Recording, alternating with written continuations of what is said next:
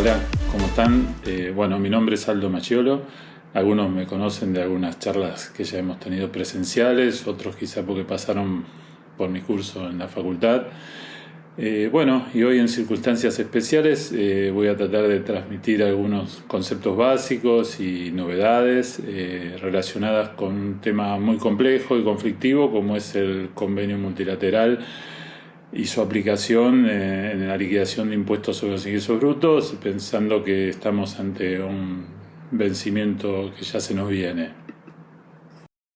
Bueno, recordemos primero el marco normativo del convenio multilateral y por sobre todas las cosas, más allá de la normativa básica, la importancia de las resoluciones de tanto de la comisión arbitral como de la comisión plenaria ante casos concretos y sobre todo las generales, que son de aplicación obligatoria, y fundamentalmente la resolución general 1 de la comisión arbitral, que nos establece los criterios que deberíamos obligatoriamente estar aplicando en muchas situaciones conflictivas del convenio multilateral. Bueno, con relación a normativas específicas de este periodo que se generó con el aislamiento social preventivo obligatorio, tenemos distintas normativas que han ido prorrogando la declaración de días inhábiles a los efectos procesales en actuaciones administrativas, una postergación del vencimiento del anticipo marzo de convenio multilateral para contribuyentes, o sea, por muy pocos días, y para contribuyentes con ingresos muy bajos, o sea que tiene una aplicación muy limitada. Y sí, una resolución importante que prorroga el vencimiento de la presentación de la declaración jurada anual 2019 hasta el 30 de junio de 2020, la presentación del CM05, lo que nos da un poco de respiro en esta circunstancia tan compleja que estamos viviendo. Recordemos algunas resoluciones generales de la Comisión Arbitral que creo que son importantes. La resolución 5 del año 2018 que estableció a partir del año 19 la posibilidad de que las jurisdicciones den de baja de oficio del padrón web a los contribuyentes sobre los cuales se han detectado inactividad de acuerdo a la normativa local. La resolución 10 de 2019, creo la más importante, estableció la obligatoriedad de utilizar el nuevo coeficiente de distribución de convenio a partir del mes de enero, excepto que no fuera posible contar con la información necesaria. Pero esto generó incertidumbre, quiénes estaban obligados en enero, quiénes no. Bueno, la Comisión Arbitral, en una nota dirigida al Consejo Profesional de Cava del 21 de abril, explicó que en realidad esta normativa busca flexibilizar lo anterior y que aquel que cuente con la información y que pueda utilizarla puede hacerlo a partir de enero, o excepcionalmente quien no pueda contar con la información lo hará a partir de abril. La idea es una posibilidad de hacerlo en enero para no tener que volver a hacer todos los cálculos, pero quien no lo hizo en enero, bueno, puede hacerlo en abril. Y la resolución 14 de 2019 que obliga a los fiscos que están realizando una fiscalización a informar al resto de las jurisdicciones provinciales, si bien todavía no tiene aplicación porque está apelada, pero tengámoslo en cuenta, en breve puede llegar a estarlo. Y la resolución 3 de 2020 que prorrogó el inicio de la vigencia del registro único tributario hasta el 1 de junio de... Entrando ya en el análisis de la normativa, recordemos que el objeto del convenio multilateral es distribuir, asignar base imponible entre las distintas jurisdicciones donde el contribuyente realiza su actividad. Estas actividades deben ser inescindibles y se exteriorizan a través de la realización de gastos que estén vinculados con las mismas y independientemente de que sean computables o no computables a los efectos de los cálculos de coeficiente del convenio. De esta manera, entonces, dichas actividades van a quedar comprendidas en las disposiciones del convenio multilateral. Desde el punto de vista doctrinario existen dos teorías en cuanto a la aplicación del convenio. Una que es la teoría del convenio sujeto, que establece que cuando el contribuyente realice alguna actividad en más de una jurisdicción, todas las actividades del mismo deben ser consideradas dentro de la aplicación del convenio multilateral. Y la teoría del convenio de actividad, que permite escindir y no aplicar el convenio a determinadas actividades que se realizan solamente en una jurisdicción. Vemos acá jurisprudencia en favor de una u otra de las teorías. En Cava hubo un fallo del Tribunal Supremo de Justicia a favor del convenio de actividad. Pero la comisión plenaria no está de acuerdo. La comisión plenaria siempre estuvo a favor de la teoría del convenio sujeto y creo que hoy ya no hay discusión posible mientras no cambie el criterio de la comisión plenaria, y lo que debe aplicarse es el convenio sujeto. En cuanto a la forma de distribuir la base imponible del contribuyente, el convenio determina un régimen general en su artículo 2, para el cual va a ser necesario el cálculo de coeficientes unificados por cada una de las jurisdicciones donde tiene actividad, y regímenes especiales en los artículos 6 al 13, donde también determina las formas especiales, específicas para cada tipo de actividad y cómo deben determinarse entonces ahí la base imponible para cada jurisdicción. Con respecto al régimen general, el cálculo de coeficientes se va a hacer un 50% en función de los gastos computables y un 50% en función de los ingresos computables. Esto es importante, ya estamos definiendo computables, después vamos a ver cuáles no son computables. Y en cuanto a gastos, es importante porque definen lo que se denomina sustento territorial, que es lo que va a obligar al contribuyente a que esa jurisdicción ingrese y forme parte de su convenio. Y en cuanto a ingreso, el tema conflictivo es de dónde provienen los ingresos, a qué jurisdicción deben ser asignados. Y por último, recordar que la comisión arbitral tiene establecida que la información que se debe utilizar en cuanto a los sujetos que confeccionan estados contables es la realizada en moneda constante. El artículo 4 de la resolución 1/2019 de la comisión arbitral establece cómo debe proceder un contribuyente que inicia actividades incorporándose en el convenio multilateral de entrada. No tiene un historial anterior, con lo cual no puede utilizar coeficientes y debe asignar en forma directa los ingresos a cada jurisdicción. ¿Hasta cuándo?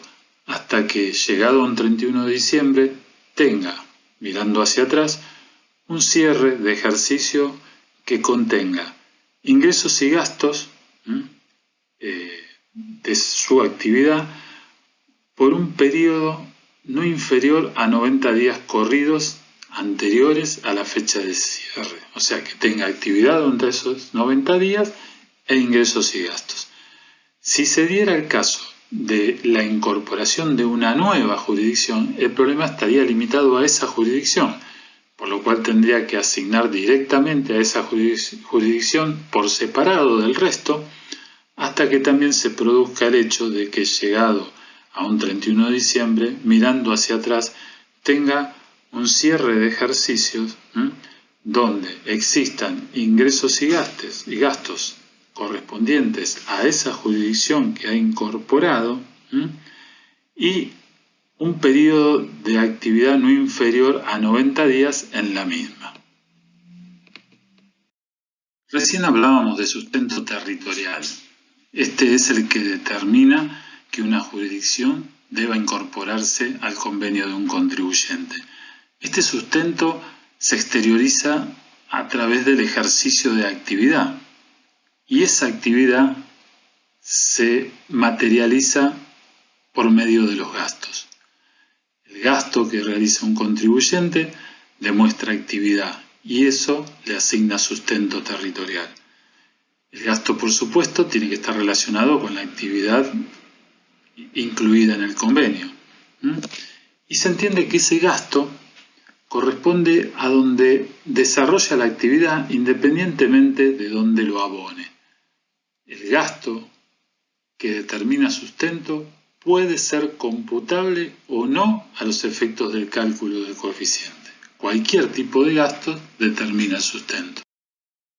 El gasto de transporte es un gasto que tiene una asignación muy definida en el propio convenio, con una interpretación de la resolución 1 de 2019 de la Comisión Arbitral, en donde si conjugamos tanto lo que dice el convenio como la resolución, definimos que este gasto, en la medida que esté a cargo del contribuyente en la entrega de la mercadería, se va a asignar por partes iguales entre las jurisdicciones entre las que se realiza el transporte.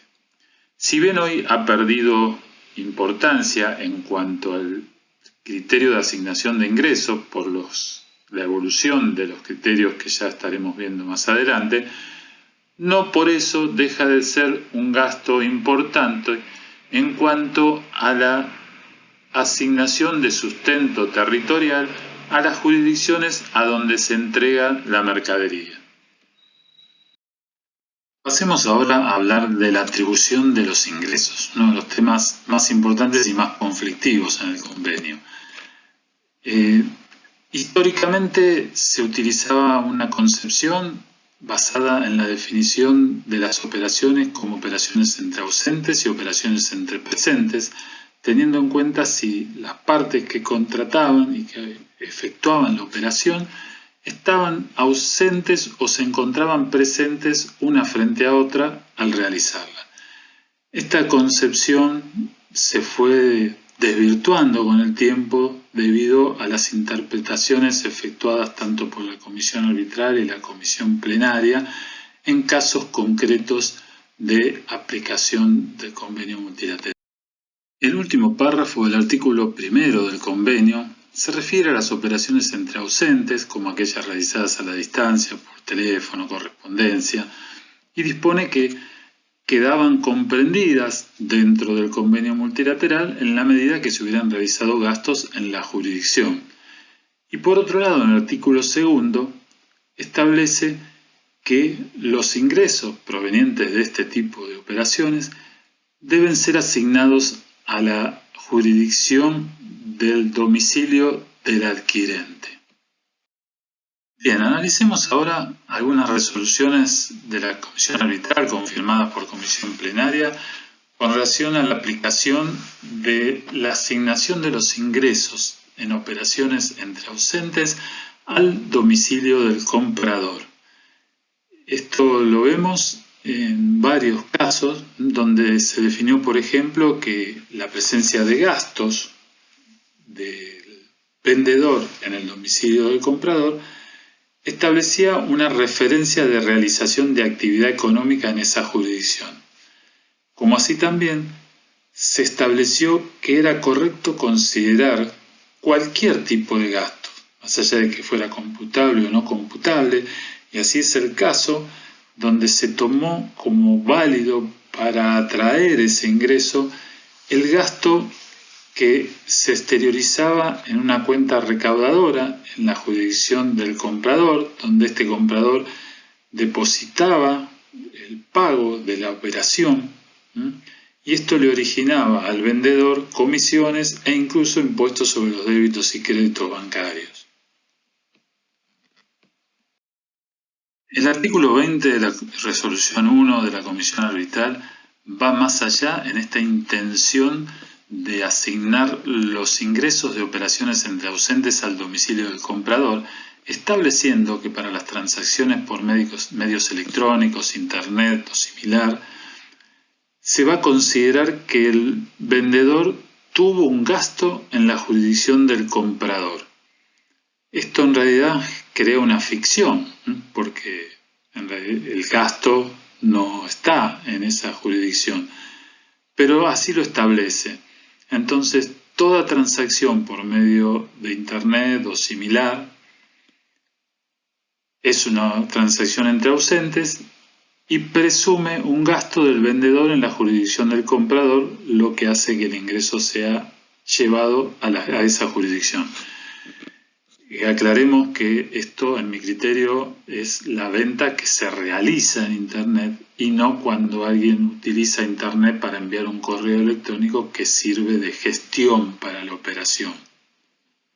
Siguiendo con las operaciones entre ausentes y la atribución de estos ingresos, la resolución 1 en su artículo 21 va más allá y establece que estas ventas deben ser asignadas al lugar de destino final de esos bienes, es decir, donde los mismos serán utilizados, transformados o comercializados por el comprador.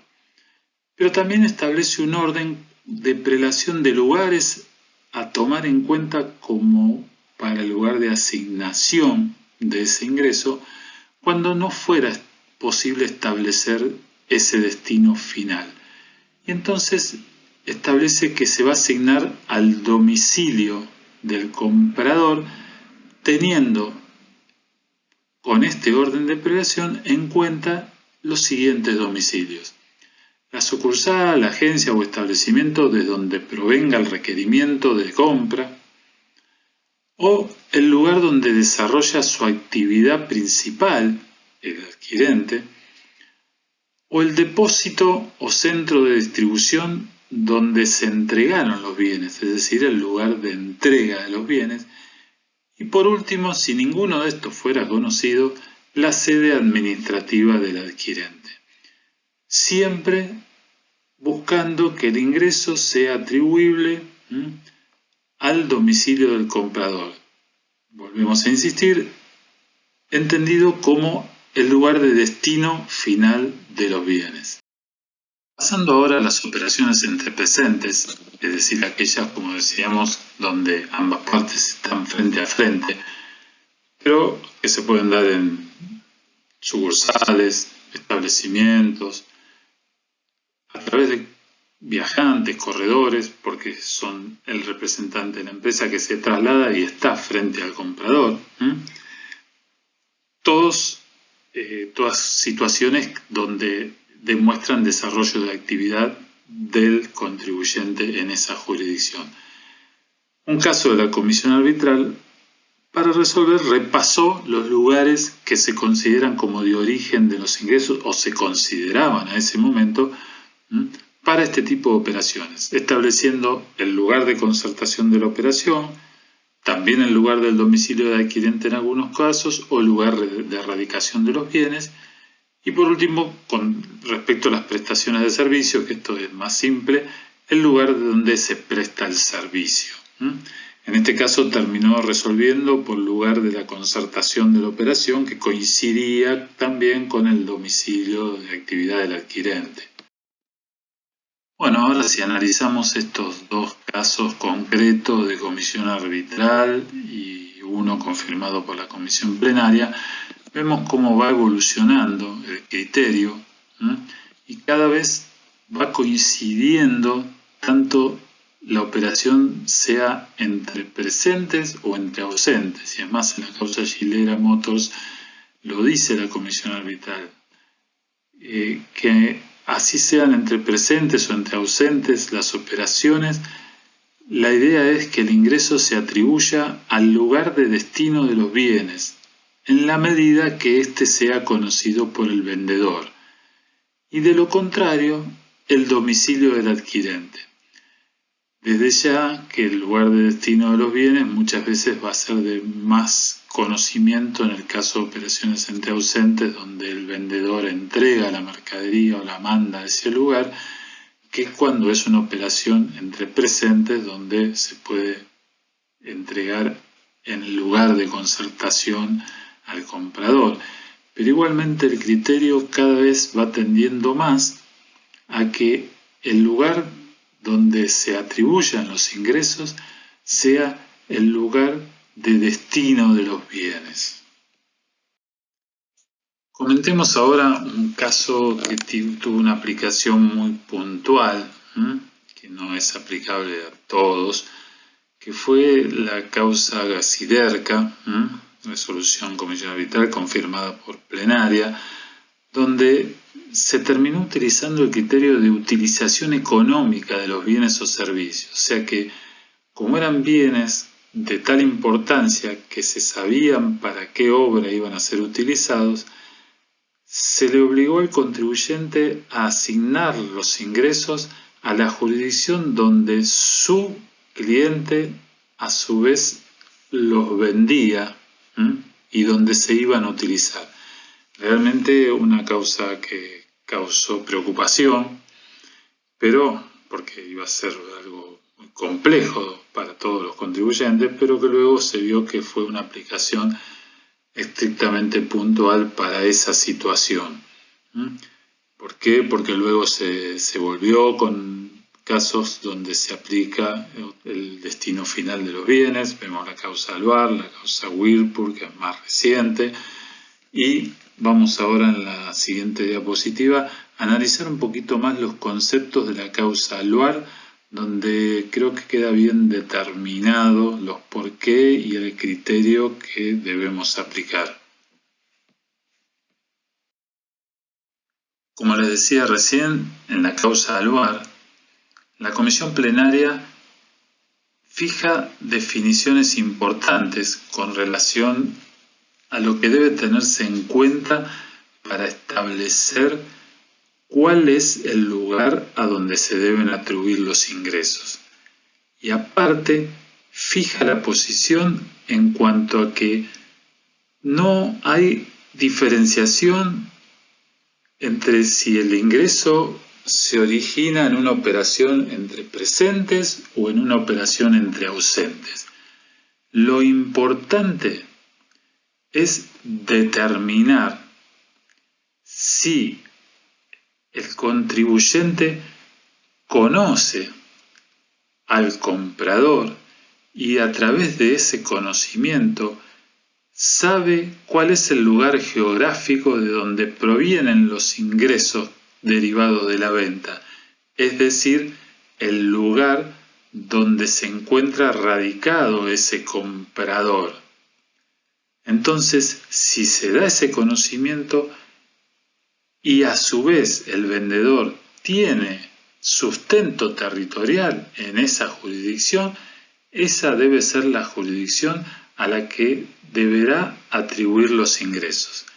También vemos otros dos casos más recientes donde se vuelve al destino final de los bienes, pero con esa condición de que el vendedor conoce al comprador y conoce cuál es su domicilio, cuál es el domicilio del adquirente, y ese es el que se fija como destino final de los bienes. Bueno, teniendo ya definidos más o menos los criterios con respecto a la atribución de ingresos relacionados con la venta de bienes, vemos que vamos tanto en la venta entre ausentes como en la venta entre presentes. Por eso les decía que al principio como que esa discriminación o diferenciación había perdido fuerza, porque tanto en una como otra vamos rumbo al criterio de destino de los bienes, domicilio del comprador, en la medida que esto sea conocido por el vendedor. Ahora pasamos a la atribución de ingresos en cuanto a la prestación de servicios, donde también veníamos con una doctrina, un criterio pacífico, hasta un último caso de la comisión plenaria que vamos a analizar más adelante, que nos trae alguna duda. Pero bueno, empecemos con lo que venía consensuado. El artículo 21 de la resolución 1 de 2019 de la comisión arbitral establece en cuanto a que independientemente de dónde se hayan contratado los servicios, se deben asignar a la jurisdicción los ingresos de donde el servicio haya sido efectivamente prestado, ya sea de manera directa o a través de un tercero. Entonces, jurisdicción donde se presta el servicio es la jurisdicción a donde deben asignarse los ingresos. Hay un caso especial que se da cuando el servicio es eventual y a futuro. Se contrata, se paga, pero con respecto a una prestación que va a ser a futuro y eventual, y que incluso puede ser que no se dé, que no se efectúe la prestación. Estos, por ejemplo, son los casos de la medicina prepaga, de las obras sociales. Entonces, tanto en una causa de la comisión plenaria, donde se definió, como también a través de una resolución general de la comisión arbitral, la 4 del 2019, que hago hincapié y la ven subrayada porque al ser resolución general es obligatoria, ya no es un caso concreto. se aplica para todos y tiene vigencia a partir de la norma que está interpretada, o sea, como que siempre esto debió ser de esta manera. ¿Y qué es lo que define en este caso? Que se fijará el lugar al que debe ser atribuido el ingreso en función de las cápitas, es decir, el domicilio de los beneficiarios asegurados.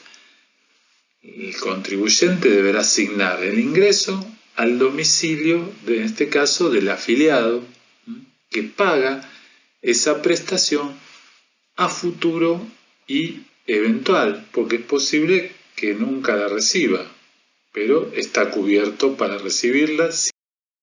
Bueno, como les decía, teníamos todo consensuado con respecto a la atribución de ingresos en las prestaciones de servicios, salvo estos casos especiales donde la prestación es a futuro o eventual, pero aparece un nuevo caso controvertido de la Comisión Arbitral del año 2019, de septiembre, bastante reciente, en la causa Travel Rock. Es una empresa que se dedica a viajes estudiantiles, donde no cabe duda que hay una prestación de servicio. Y creo que si no teníamos esta resolución de la Comisión Arbitral, todos diríamos que la prestación de servicios se realiza en el lugar a donde se realiza el servicio para los estudiantes. Sin embargo, la Comisión Arbitral confirma el criterio porque dice que se debe asignar, se debe atribuir a las jurisdicciones en las que el contribuyente presta el servicio. Y hasta ahí estamos todos de acuerdo. Pero cuando define dónde presta el servicio, dice que es el domicilio de los establecimientos educativos a los que pertenecen los contingentes que contratan. Pero el servicio no se presta en ese lugar. Sin embargo, la Comisión Arbitral dice ese es el lugar al que deben asignarse los ingresos. Pero reafirmando, y creo que equivocadamente, que ese es el lugar donde se prestan los servicios.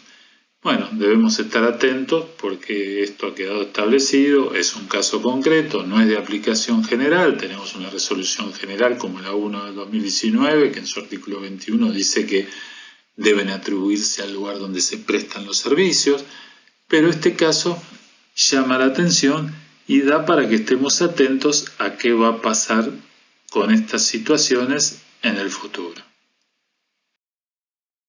Bueno, a esta altura tenemos establecido a qué jurisdicciones debemos asignar los ingresos. Tenemos que calcular los coeficientes, pero debemos fijar cómo determinamos esos ingresos que van a ser computables, cuáles son computables, por qué montos, de qué periodo son los ingresos que tenemos que tomar. Pasando por la resolución 1 de 2019 a través de la Comisión Arbitral, el artículo 1 nos dice que tenemos que tomar los ingresos brutos totales, netos de descuentos de bonificaciones y otros tipos de descuentos. Pero ingresos totales, independientemente de cómo se determine la base imponible, aunque el sistema sea por diferencia entre ingreso y egreso, el ingreso que tengo que tomar para determinar el coeficiente es el ingreso bruto total del régimen general. Por otro lado, también la resolución en su artículo 81 me dice que debo tomar todo tipo de ingreso, gravado, exento o gravado a tasa cero, porque lo que estoy determinando es nivel de actividad en cada jurisdicción. Entonces, como a su vez en distintas jurisdicciones puede haber ingresos computados como gravados o exentos en forma diferente a otras jurisdicciones, entonces la idea es de que todos los ingresos formen parte del monto que va a definir el coeficiente de ingresos unificado. Por otro lado, ¿de dónde obtengo la información de estos ingresos? Bueno, esto se va a dar a través del último balance comercial cerrado o de los ingresos del último año calendario, dependiendo si el contribuyente está obligado a confeccionar estados contables o no. Si es una sociedad tipificada o es una empresa unipersonal o una sociedad simple, bueno, esto va a cambiar. Y también, como dijimos antes, si es un contribuyente que tiene que confeccionar estados contables, esos estados contables que se tomarán para computar los ingresos son los estados contables ajustados por inflación. Bueno, veíamos recién cómo determino los ingresos, de dónde tomo esos ingresos, cuáles son en general. Ahora en particular vamos a ver que existen ingresos que no deben ser computados en el cálculo del coeficiente del régimen general. ¿Por qué? Porque en general se trata de ingresos que en todas las jurisdicciones se los considera como exentos o no alcanzados o como que no forman parte de los ingresos, que no deben computarse como ingresos. Entonces hay consenso en que esto no se considera ingreso y por eso no se van a tomar. También hay situaciones especiales y también hay conceptos que en realidad en el fondo no son ingresos.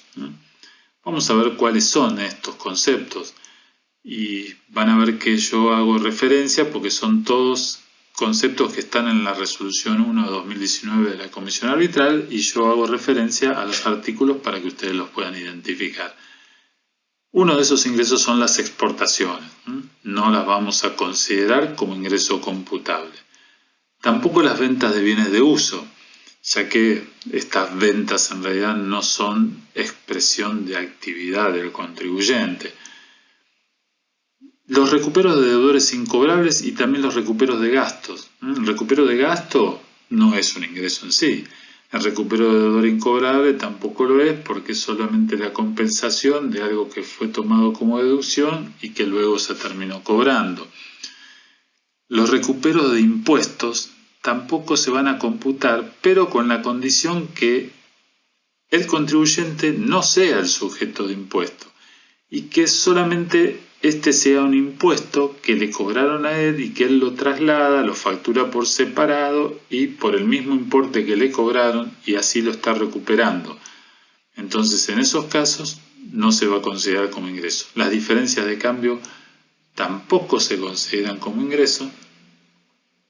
Los subsidios estatales que reciba el contribuyente no son ingresos computables. Los ingresos de regímenes especiales. Dijimos que los regímenes especiales no formaban parte del régimen general, que eran formas especiales que el convenio determinaba para distribuir la base imponible y por lo tanto no pueden sus ingresos formar parte del régimen general. Y tampoco serán computables como ingresos los valores positivos del valor patrimonial proporcional. Pasamos ahora al análisis del otro componente del coeficiente, los gastos. ¿Y cuáles son los gastos no computables? Primero, los que establece el convenio en su artículo 3. El costo de la materia prima, el costo de mercadería vendida o cualquier costo de elementos que se incorporen al producto. Tampoco va a ser computable el costo de obras o servicios contratados para su comercialización. No confundamos con gastos de comercialización. Esto se trata de la tercerización de mi actividad. Yo contrato a alguien que hace lo que yo hago para que él lo realice en mi nombre. Entonces es un costo de un servicio que contrato para venderlo. Los gastos de propaganda o publicidad tampoco son computables. Los tributos nacionales, provinciales, municipales, los intereses tampoco son computables. Una limitación, o sea, un gasto que sí es computable pero con limitación. Los honorarios de directores, socios gerentes, no van a ser computables en lo que excedan del 1% de la utilidad del balance comercial ajustado por inflación. Y en cuanto a amortizaciones, el convenio establece que se podrán computar las admitidas por el impuesto a las ganancias, las amortizaciones ordinarias admitidas por el impuesto a las ganancias, con lo cual podemos decir que no son computables todas las amortizaciones extraordinarias o aquellas que no estén admitidas por el impuesto a las ganancias. Seguimos con los gastos no computables y ahora pasamos a los que establece la resolución 1/2019 de la Comisión Arbitral. ¿Y qué dice la resolución? Que no van a ser computables los gastos vinculados a la exportación. O sea, todos los gastos relacionados con exportaciones no son computables. ¿Por qué? Porque los ingresos tampoco son computables y no podemos entonces computar los gastos. Los deudores incobrables. Esta deducción de deudores incobrables no es computable, como tampoco es computable el ingreso por su recupero. Las diferencias de cambio. El convenio hablaba de intereses como no computables. Ahora la Comisión Arbitral lo hace extensible a diferencias de cambio y cualquier tipo de actualización no va a ser computable como gasto. Los gastos de los regímenes especiales.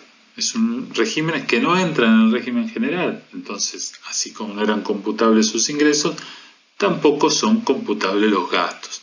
Y el valor negativo que pueda obtenerse del valor patrimonial proporcional. Estos son los gastos no computables. Recordemos algo importante. Todos estos gastos no son computables a los efectos de determinar los coeficientes. Recuerden que los coeficientes se determinaban 50% en función de ingresos y 50% en función de gastos. Todos estos gastos no se van a computar para ese coeficiente, pero todos estos gastos sí fijan sustento territorial, fijan al desarrollo de actividad y fijan jurisdicciones que entran en nuestro convenio. O sea que yo puedo tener una jurisdicción donde no tengo gastos computables, pero sí tengo gastos que originan el sustento territorial en esa jurisdicción y que hacen que yo la tenga que incluir en mi convenio. Quiero comentarles ahora dos casos bastante actuales, noviembre de 2019, de comisión plenaria. El primero, que creo que para muchos va a ser importante porque sé que mucha gente venía aplicando un criterio que no es el que aplica la comisión plenaria aquí, que se relaciona con los productores de seguros. La comisión plenaria establece que el artículo 7 del régimen especial del convenio multilateral, que habla de las actividades de seguros, no es aplicable a los productores. ¿Qué dice la comisión plenaria? Ese artículo es para las compañías de seguro, para la actividad aseguradora, pero el productor obtiene por su actividad ingresos que provienen de una comisión. Por lo tanto, esto lo diferencia de la entidad aseguradora. Y dice la comisión plenaria que para los productores de seguro hay que utilizar el régimen general. Yo sé que incluso si analizamos muchas liquidaciones de compañías donde se hacen las retenciones a los productores, utilizan como medio para asignarle los ingresos a una u otra jurisdicción provincial para establecer la retención el criterio del artículo 7 de 80 y 20. Pero bueno, el criterio de la comisión plenaria es de que los productores de seguros no entran en el régimen especial del artículo 7. Esto no es una resolución general, pero para un caso concreto está estableciendo el criterio de la comisión plenaria. Por otro lado, también bastante reciente, noviembre de 2019, establece la comisión plenaria que los gastos por regalías son gastos computables porque constituyen gastos totalmente relacionados con los ingresos e implican gastos de comercialización en el contribuyente. Un tema no menos importante que todos los que estuvimos analizando, es el del protocolo adicional del convenio multilateral, que lamentablemente tiene una escasa aplicación y solucionaría muchos de los problemas que tienen los contribuyentes. Tenemos un fallo de la Corte Suprema del año 2011 que determinó que era obligatoria la aplicación del protocolo adicional. ¿Qué es esto del protocolo adicional? Cuando un fisco le hace un ajuste al contribuyente y ese ajuste al contribuyente implica que se dio por un tema de atribución a jurisdicciones, no porque el contribuyente aplicó mal una alícuota o tomó como gasto algo que no es gasto, sino que hay un problema de distribución, que pagó de menos en esta jurisdicción, pero pagó de más en otra. Entonces el contribuyente podría pedir la compensación de esos importes. Fíjense que la Corte determinó como concluyente que la diferencia en este caso había sido por atribución de base imponible. Y como la determinación se realizó sobre la base que había declarado la empresa, o sea, no se modificó la base imponible, la base era la misma, solamente el problema era de atribución. Y entonces dijo que correspondía a la aplicación del protocolo adicional. Pero luego, tanto la comisión arbitral como la comisión plenaria, y acá cito uno bastante reciente, la comisión plenaria, introducen otro concepto.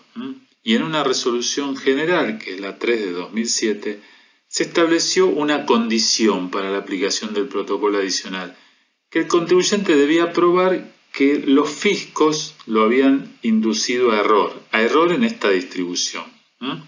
Y entonces, en este caso, la comisión plenaria establece que no están reunidos los requisitos para la aplicación del protocolo, como lo viene estableciendo siempre, y con este tipo de interpretación lo único que hace es que el protocolo adicional sea prácticamente inaplicable. La realidad es que si el problema fue de atribución de base imponible y la base imponible está bien declarada, la compensación debería darse entre fiscos, pero es mucho más fácil para los fiscos aplicarle el rigor al contribuyente y que sea el contribuyente el que termina pagando 2 veces el mismo impuesto ante un problema de este tipo.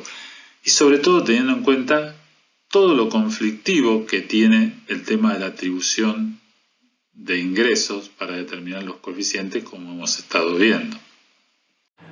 Bien, espero que el material les sirva para esta liquidación que se nos viene, que les sea útil para su ejercicio profesional. Agradezco como siempre a la Secretaría de Graduados que me ha convocado para esta ocasión. Y también espero que pronto nos encontremos en otra charla, pero presencial. Les pido que se cuiden a todos y seguramente nos estamos viendo pronto. Hola, ¿cómo les va? Espero que muy bien. Mi nombre es Karina Januszewski y qué mejor que pasar este momento para repasar algo de práctica. En este caso vamos a ver cómo determinar el coeficiente unificado para aquellos sujetos que liquidan el impuesto sobre los ingresos brutos bajo el régimen de convenio multilateral y su presentación de declaración jurada anual CM05. Antes de ver el caso, me gustaría agradecer a las autoridades de la facultad, a la de la Secretaría de Graduados y en especial al profesor Aldo Maggiolo, que me permitió acompañarlo en esta charla. ¿Por qué tengo que determinar un coeficiente unificado? Siendo un sujeto que se rige bajo las normas del convenio multilateral, ¿qué indica el artículo 2? Que si no tengo las actividades que están específicamente enumeradas en los artículos 6 al 13 del convenio multilateral, voy a tener que determinar la base imponible para distribuir entre las distintas jurisdicciones en donde este sujeto desarrolla su actividad para liquidar el impuesto sobre los ingresos brutos en función de un coeficiente que va a surgir de la suma de un coeficiente de gastos que va a estar determinado por el 50% de los gastos soportados efectivamente en cada jurisdicción y por un coeficiente de ingresos que va a estar conformada por un 50% de los ingresos brutos que vienen de cada una de las dos jurisdicciones en donde este sujeto desarrolla actividad. La suma de ese coeficiente de ingresos y de ese coeficiente de gastos va a determinar el coeficiente unificado de este contribuyente. ¿Y dónde va a obtener la información? Si es un sujeto que practica balance, va a utilizar la información del balance cerrado al 31 de diciembre, y si no es ese tipo de sujeto, será a través de los ingresos y gastos del año calendario. Vamos entonces a nuestro caso. Se trata de una sociedad que se llama Balance, que cierra su ejercicio el 30 de noviembre del 2019. Con este tipo de cierre, lo que nosotros sabemos es que vamos a determinar el coeficiente unificado que se tiene que aplicar a partir del año 2020. Y cerrando en noviembre, seguramente no vamos a contar con un balance que en enero del 2020 vamos a poder utilizar. Y haciendo uso de la Resolución General 10 del 2019, esta empresa entonces va a aplicar el nuevo coeficiente recién en el anticipo de abril del 2020. La empresa, la actividad que desarrolla es administración de inmuebles urbanos o rurales y operaciones comprendidas en la Ley 13.512. ¿Qué significa entonces? Que evidentemente desarrolla la actividad de alquiler de inmuebles, ya sean propios o urbanos o de terceros, ¿sí? Tiene como domicilio fiscal en la Ciudad Autónoma de Buenos Aires y tiene 2 inmuebles con destino a alquiler, uno en Lanús, que es provincia de Buenos Aires, y otro en Puerto Madryn, que es en Chubut. Dijimos que teníamos que determinar un coeficiente de ingresos y un coeficiente de gastos. ¿Y esto a través de qué? Bien, para este tipo de sujeto que es una empresa, tenemos el estado de resultados y a través de este estado vamos a obtener los ingresos y los gastos de la sociedad, ¿sí? Para poder determinar tanto coeficiente de ingresos como coeficiente de gastos. Cada uno empieza por la determinación de cualquiera de los dos coeficientes. En general, uno empieza por el coeficiente de ingresos. ¿Por qué? Porque a veces los gastos no se pueden atribuir a una determinada jurisdicción y es por eso que el convenio multilateral nos permite proporcionarlos con alguna justificación razonable. Y a veces la justificación razonable es en función de la distribución de los ingresos, ¿sí? Bien, entonces nosotros para cumplir con alguna forma, sí vamos a empezar por el coeficiente de ingresos y vamos a ver dentro del estado de resultados que tiene como ingresos prestación de servicios que tiene la ampliación seguramente como dato en la nota 3E del balance y después también tiene como ingresos los resultados financieros por tenencia. Y dentro de otros ingresos tiene diferencias de cambio. Entonces, como información, en la nota de los estados contables de este balance nos indica en la nota 3E que dentro del estado de resultados, en el rubro prestación de servicios, esta empresa tiene 2 tipos de ingresos. Uno que corresponde a ingresos por alquileres, que es en función de su actividad. Su actividad es alquiler de inmuebles. Tiene una llamada que nos informa que durante este ejercicio la sociedad tuvo como ingreso por alquileres de la siguiente forma. Tuvo ingresos por el inmueble ubicado en Lanús y también tiene ingresos por el inmueble ubicado en Puerto Madryn. Y respecto del otro ingreso, que es el ingreso por venta de inmuebles, nos informa que se trata de la venta de la oficina de la empresa. Con los datos que nos brindó la empresa, podemos entonces determinar el coeficiente de ingresos. El primer ingreso que tenemos es el de los alquileres. ¿Este tipo de ingreso es considerado computable? Sí. ¿Por qué? porque no es un ingreso que tenga un tratamiento especial de los artículos 6 al 13 del convenio multilateral, y porque tampoco tenga un tratamiento especial que nos indique en la resolución general de la comisión arbitral. Entonces, una vez que ya sé que este ingreso es computable, lo que voy a tener que hacer es distribuirlo entre las distintas jurisdicciones.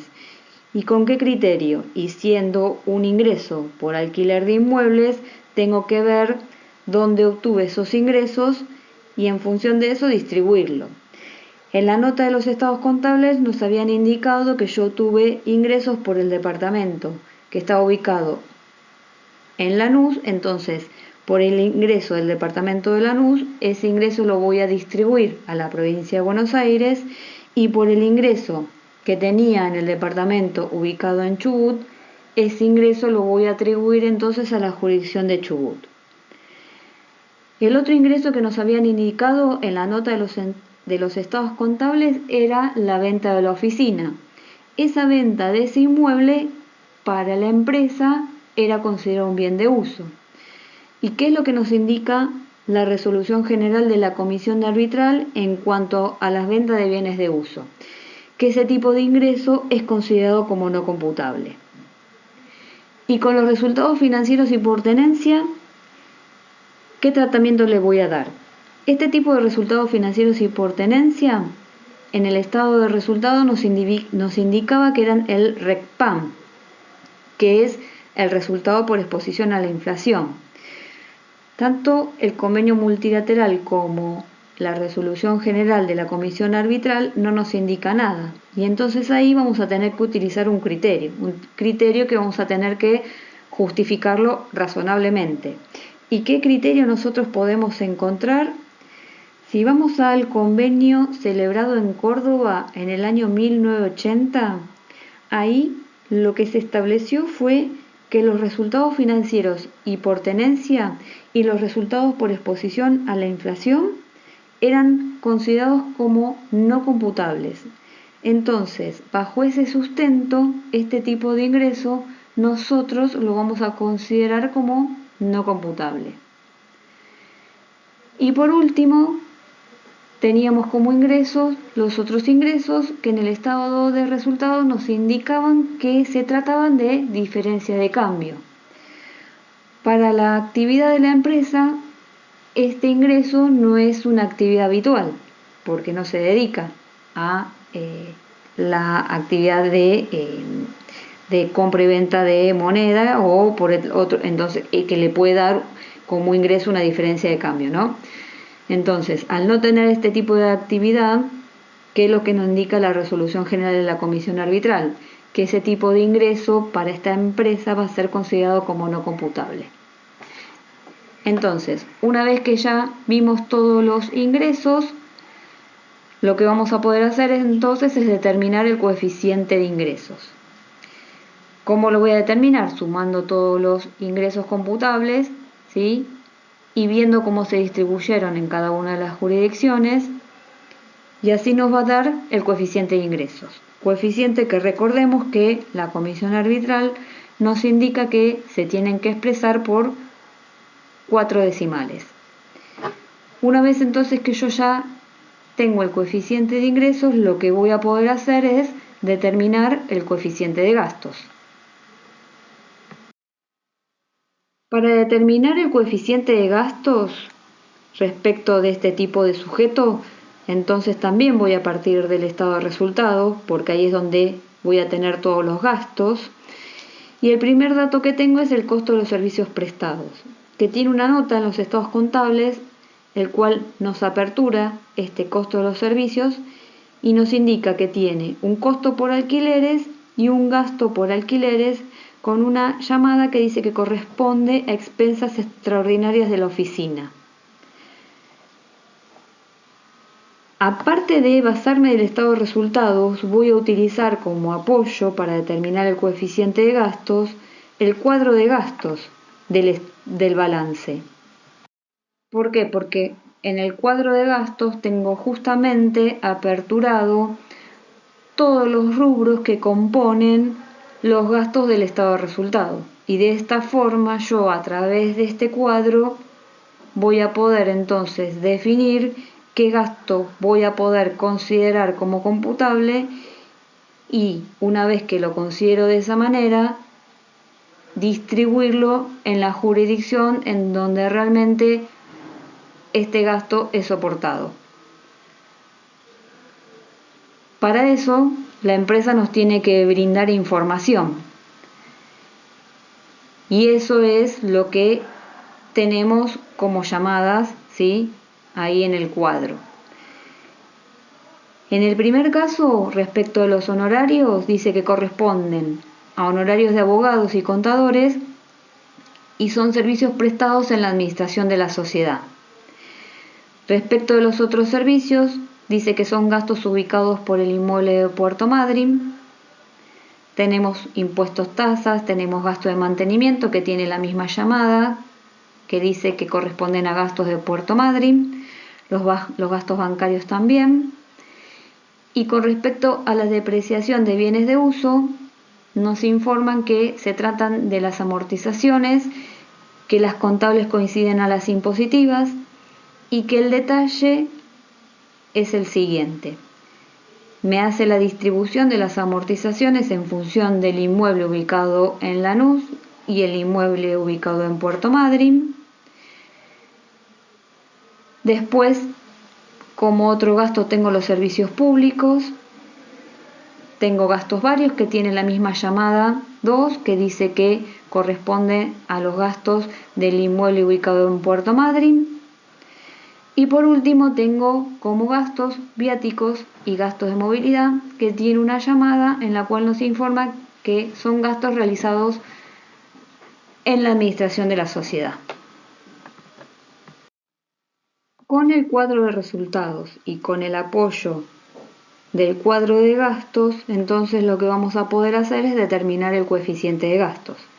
El primer dato que teníamos dentro del estado de resultados era los costos de alquileres, que como nota tenía, por un lado, costos por los alquileres, y ese tipo de costos para el convenio multilateral en el artículo 3, los costos son considerados como no computables.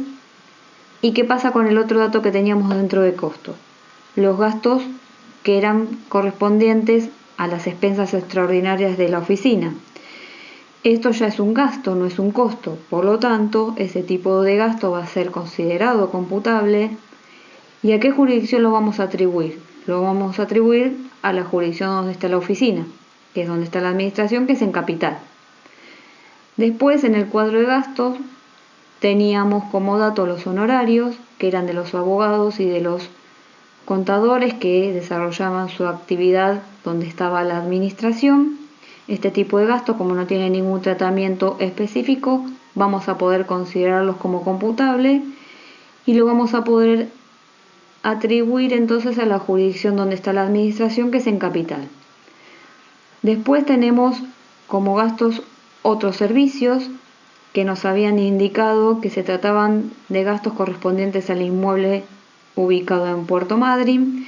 Este tipo de gastos no tiene ningún tratamiento especial, por lo tanto vamos a considerarlo como computable porque se vinculan con ingresos también computables y lo vamos a atribuir entonces a la jurisdicción donde se desarrolló el gasto, que es en la jurisdicción de Chubut. El gasto de mantenimiento tiene la misma suerte porque eran gastos vinculados con el inmueble ubicado en Puerto Madryn. También van a ser considerados como computables porque no tienen otro tratamiento específico y entonces lo vamos a asignar ese gasto donde está ubicado el inmueble, que es en Chubut.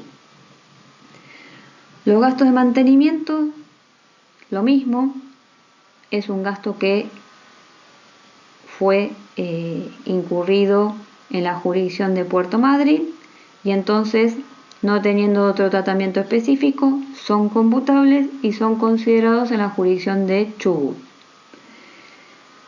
¿Qué pasa con la depreciación de bienes de uso?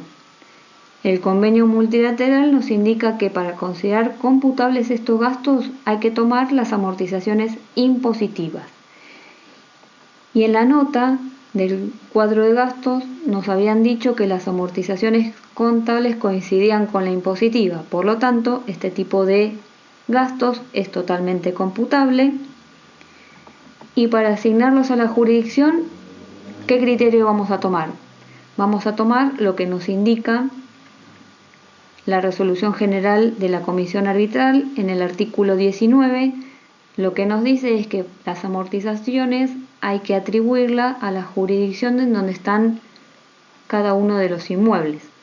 En este caso, como dato nos habían dicho que teníamos dos inmuebles ubicados, uno en Lanús y otro en Puerto Madryn, entonces las amortizaciones respecto de estos inmuebles va a haber que atribuirlo en cada una de estas jurisdicciones, o sea, la de Lanús a Provincia de Buenos Aires y el inmueble ubicado en Puerto Madryn, la amortización entonces la vamos a adjudicar a la jurisdicción de Chubut.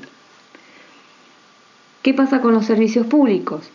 Son los servicios de luz, gas, electricidad, y respecto de este tipo de servicios, si nosotros vamos al artículo 3 del convenio multilateral, lo que nos indica en el inciso D que este tipo de gasto es considerado como no computable.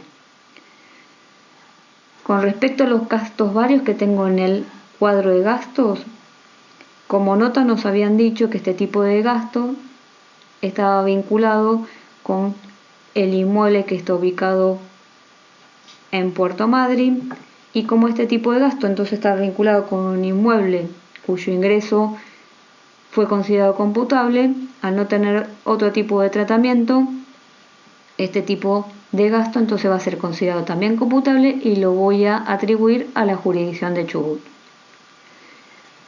Los impuestos, tasas y contribuciones van a tener la misma suerte que los servicios públicos. En el artículo 3, inciso D del convenio multilateral, me indica que son gastos no computables. Con respecto al gasto de viáticos y gastos de movilidad que tenía en el anexo, en el cuadro de gastos, lo que me indicaba era que se trataban de gastos que estaban vinculados con la oficina y entonces, como tales, los voy a tener que atribuir a la jurisdicción de capital, que es donde está la administración. Y por último, tenemos el impuesto a las ganancias, que tiene la misma suerte que los otros servicios impuestos. En el artículo 3, inciso D del convenio multilateral, también me indica que son gastos no computables. Una vez que entonces barrí con todos los gastos, lo que voy a poder hacer es determinar mi coeficiente de gastos, que del mismo modo que hice con el de ingresos, se tienen que expresar con 4 decimales. Ya obtuve el coeficiente de ingresos, ya obtuve el coeficiente de gastos. ¿Qué es lo que voy a poder hacer? Voy a poder entonces determinar el famoso coeficiente unificado. Y tenemos de esta manera determinado el coeficiente unificado de la empresa, compuesto del coeficiente de ingresos y del coeficiente de gastos. Con este coeficiente unificado, por un lado, lo que voy a hacer es liquidar el impuesto sobre los ingresos brutos correspondiente al anticipo, en este caso de abril, porque esta empresa, como dijimos, cerró noviembre y recién entonces en abril va a utilizar los nuevos coeficientes. Y por otro lado, lo que vamos a hacer es informar estos coeficientes nuevos en la declaración jurada anual del convenio multilateral, que se lo conoce como CM05. Esta declaración jurada anual se presenta a través del Cifere Web, que es un servicio que opera bajo la página de la AFIP con quit y clave fiscal. Hay que habilitar el servicio. Ahora bien, sepamos quiénes son los que están obligados a presentar este CM05. Son no solamente los sujetos que determinan las bases imponibles por el régimen general, como vimos en el caso que determinan coeficiente unificado, sino también aquellos contribuyentes que determinan sus bases imponibles por los regímenes especiales del artículo 6 al 13 del convenio multilateral. Y lo tienen que presentar aunque no tengan desarrollado actividades en ninguna jurisdicción. Vale decir que entonces un sujeto que tiene como actividad a la actividad de construcción y que determina sus bases imponibles por el artículo 6 del convenio multilateral está obligado a presentar el CM05, y una empresa que, por ejemplo, inicia sus actividades y como tal aplica el artículo 14, inciso A del convenio multilateral, o sea que va por ingreso directo, también va a tener que presentar esta declaración jurada anual. Recordemos que para el año 2020 el CM05 correspondiente al periodo fiscal del 2019, la Comisión Arbitral en su resolución 15 prorrogó el vencimiento para la presentación hasta el 30 de junio. Si bien entonces prorrogó la presentación, lo que no prorrogó es la utilización de los nuevos coeficientes. Quiere decir que entonces aquellas empresas que podían utilizar el nuevo coeficiente en el primer anticipo del año 2020 lo tienen que utilizar, y en nuestro caso, en nuestro ejercicio, la empresa va a tener que utilizar este nuevo coeficiente en el anticipo 4 del 2020. Vamos entonces a presentar el CM05, vamos al Cifere Web y dentro entonces del servicio Cifere Web, que ya habilita en la página de AFIP, lo que voy a hacer es crear una nueva declaración jurada anual. Ahí me va a preguntar cuál es el periodo. En este caso va a ser la declaración jurada anual correspondiente al año 2019. Una vez que creé la declaración jurada correspondiente al periodo fiscal que se quiere presentar, se despliega esta pantalla en la cual nos solicitan que informen como datos de actividades los ingresos obtenidos durante el periodo fiscal que se presenta, que en este caso va a ser el periodo fiscal 2019. ¿Y esa información de dónde la vamos a obtener? En nuestro caso es un sujeto que practica balance, entonces el total de ingresos lo voy a obtener del estado de resultados del balance de la sociedad. Si fuera un sujeto que no practica balances, voy a tener que totalizar todos los ingresos obtenidos en el año calendario. Y esos ingresos entonces, cliqueando en esa opción, se despliega la pantalla y voy a poder ingresar los datos que me solicitan. También solicita como dato el total del débito fiscal del mismo periodo. Este dato me lo va a tener que brindar la empresa porque del propio balance quizás no lo voy a poder obtener, y en el caso de otro tipo de sujetos me lo va a tener que también brindar como dato. Si el sujeto tiene un tipo de exenciones, el Cifere Web me indica que tengo que informar qué tipo de deducción tiene y bajo qué norma. Una vez que se informó los datos de las actividades, el siguiente rubro solicita un resumen anual del periodo. ¿Y qué es lo que se informa acá? Es un detalle de todas las liquidaciones mensuales correspondientes a los anticipos del impuesto sobre los ingresos brutos del periodo fiscal. Pero cuando habla de periodo fiscal, dice resumen anual. Y entonces lo que hay que volcar acá es todo el resumen de enero a diciembre correspondiente al CM03 presentado por la empresa. Este dato entonces nos tiene que dar la empresa de todo lo que determinó, y lo que el servicio web me permite para poder informarlo es bajar una planilla que opera bajo el Excel. Esa planilla se puede completar, la cargo y una vez que la termino se puede procesar y se sube al servicio web. Esta es la planilla con los datos entonces que la empresa me brindó de todas las liquidaciones mensuales, vuelvo a decir, correspondientes a los CM03 de enero a diciembre, se hace un resumen, se carga en la planilla. La planilla, fíjense que tiene una validación. Si no suma la planilla, no me dice OK. En este caso, la planilla valida, me da OK. Y una vez que entonces la cargué, la subo y el servicio web me lo procesa. El siguiente rubro, lo que me solicita el Cifere Web, es informar cómo se determinó el coeficiente unificado. Esta parte entonces del CM05, ¿quiénes lo van a tener que completar? Aquellos sujetos que determinan las bases imponibles a través del régimen general. Vale decir que todos los sujetos que tienen que presentar el CM05 y son por regímenes especiales, esta parte del Cifere Web no lo van a tener que completar. Completan hasta la parte del rubro resumen anual que vimos en la anterior pantalla y este rubro se lo saltea. En nuestro caso, la empresa sí determinó coeficiente y entonces lo tiene que informar.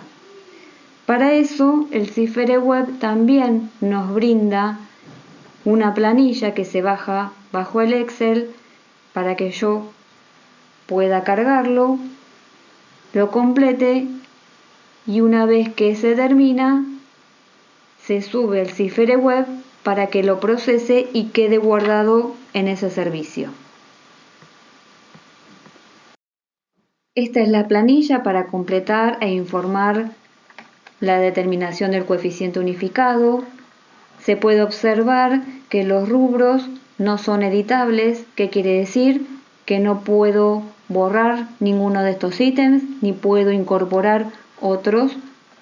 Y puede pasar que tenga un balance con algún rubro que no vaya a encontrar dentro de estos ítems. Por eso, tanto en la parte de ingresos voy a encontrar un rubro que se llama otros ingresos, en donde voy a poder informar y agrupar aquellos ítems que no voy a poder encontrar.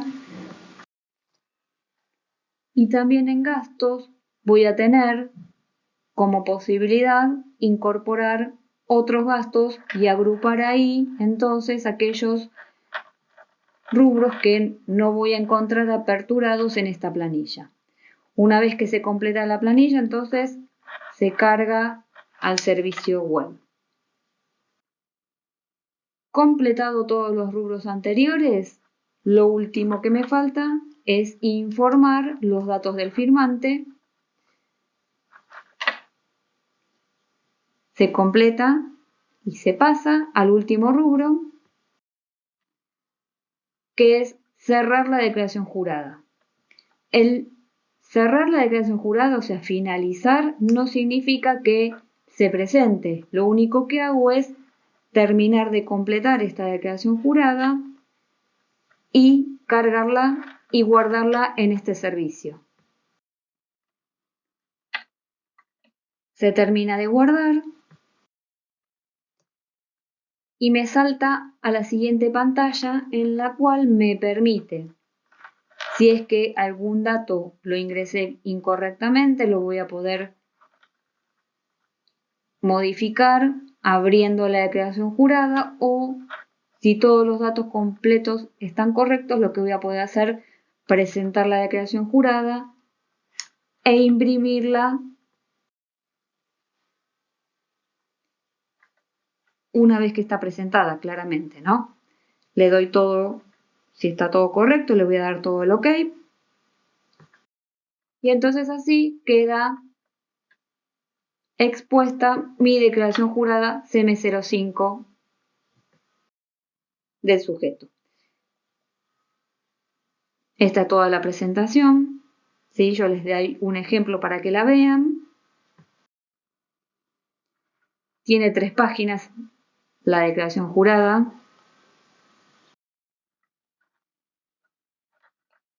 Y lo que hicimos hasta ahora entonces es determinar en papeles de trabajo el nuevo coeficiente que hay que utilizar. Hicimos la presentación de la declaración jurada anual CM05, entonces informamos ya el coeficiente, que eso, vuelvo a recordar, para el año 2020 se postergó hasta el 30 de junio la presentación del CM05. Lo que no se postergó es utilizar los nuevos coeficientes, que para nuestro caso, como era una sociedad que cerró ejercicio en noviembre, hizo la opción de utilizar los nuevos coeficientes en el anticipo de abril. Para liquidar el anticipo de abril, el mismo se va a dividir en dos. Por un lado va a ser la liquidación de los ingresos propios del mes de abril, que eso lo voy a hacer con los nuevos coeficientes, se aplica el nuevo coeficiente. Y por otro lado, lo que hay que hacer es ajustar las bases imponibles acumuladas de enero a marzo. ¿Por qué? Porque este sujeto lo que hizo es utilizar de enero a marzo los coeficientes anteriores, y la norma lo que me dice es que si bien vos podías utilizar los coeficientes anteriores, en el anticipo de abril hace un ajuste y evalúa qué hubiese pasado si utilizaba los coeficientes nuevos. La diferencia la expresas en el anticipo de abril. Para eso la sociedad nos tiene que dar entonces como dato los ingresos de enero a marzo. Esos ingresos de enero a marzo voy a ver cuál es el coeficiente utilizado en esos periodos, que fue el coeficiente anterior. Voy a ver cuál es el coeficiente nuevo, y la diferencia de coeficientes se aplican entonces a estos ingresos de enero a marzo. Y así es como la liquidación del mes de abril tiene, por un lado, una base imponible acumulada por el recálculo del coeficiente, la liquidación de la base imponible del propio mes con los nuevos coeficientes. Así me va a dar el total de la base imponible del anticipo, al cual le voy a aplicar la alícuota correspondiente a cada una de las jurisdicciones. Y así se puede observar que por el cálculo y por este ajuste de las bases imponibles, en una de las jurisdicciones me da una base imponible negativa. ¿Por qué? Porque a esa jurisdicción el coeficiente utilizado anteriormente era mayor, el coeficiente nuevo le da menos, y eso es que le produce una base imponible negativa. Base imponible negativa que va a ir influenciada a darle más base imponible a las otras jurisdicciones.